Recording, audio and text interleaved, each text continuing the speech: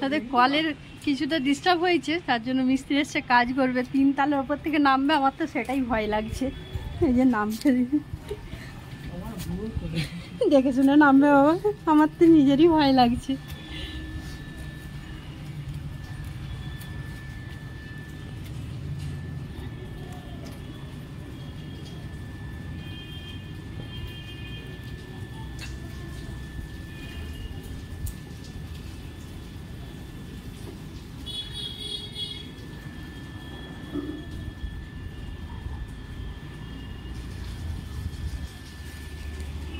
দড়িটা পিছনটা ওইদিকে কিছুতে বাঁধলে না?